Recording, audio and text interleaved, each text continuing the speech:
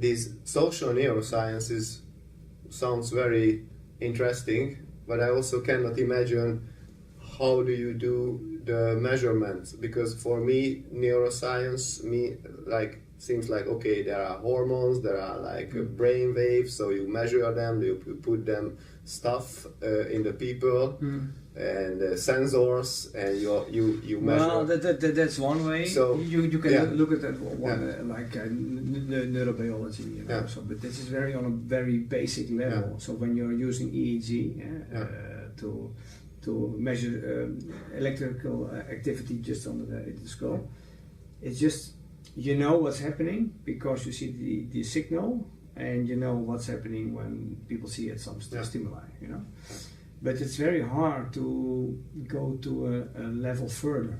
Yeah, so that's the question. And when you use fMRI, that's all the scanning stuff, you see some blobs on the screen, and of course you know from this is this area, this is this area, but there's always a measurement after stimuli. So if you have an image, people look at it, and you see, for example, the amygdala lighting up, or the nucleus accumbens or whatever.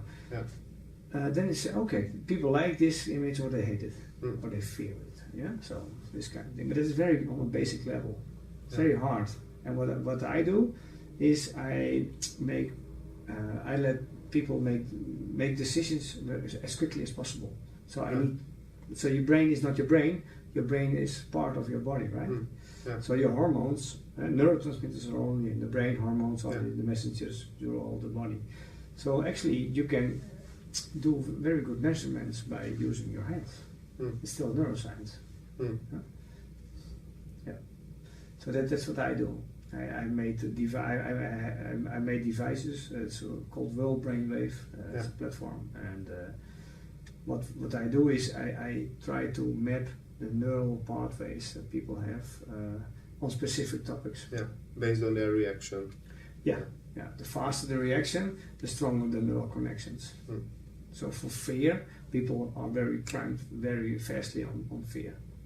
So, and the fastest way is a reflex, and a reflex is actually from outside your consciousness. So you're jumping away and you don't know why you jumped. That's post-stress visualization. So you have time, and all the information goes to the visual cortex, and then you have time to calculate what you have seen. Yeah, but that's so deep, but you cannot reflect on that. So if you jump away, you have a reflective movement.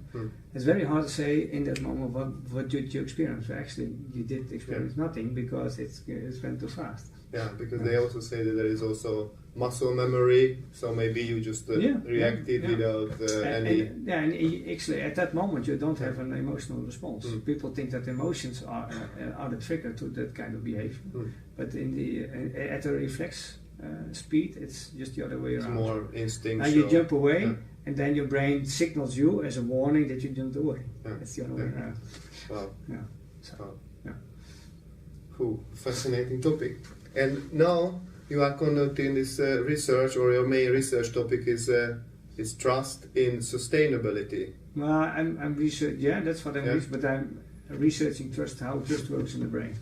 Okay. Because I think this is and that's the niche what you are working on, the sustainable. No, if that's when I started in trusting sustainability. Now trusting trust. The first thing what I missed in the literature and the research was, what is trust? So there's a lot of written in trust, but it's about the effects of trust. So trust in economy, trusting social behavior.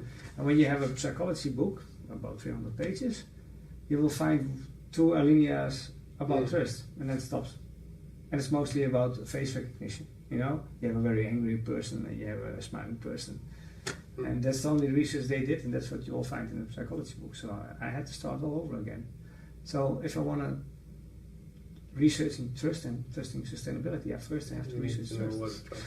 So that's, and I will be for the coming 25 years, that will be my topic, because I'm only there are only a few people in the world that are interested in this field, because it's very hard to build a career in science on this topic, because it's so complex. I don't know if it's directly related, but I read a book about sharing economies or something like that from a New York professor, Arun Sundararajan. And he's also one of the core of this thing was his research was the trust.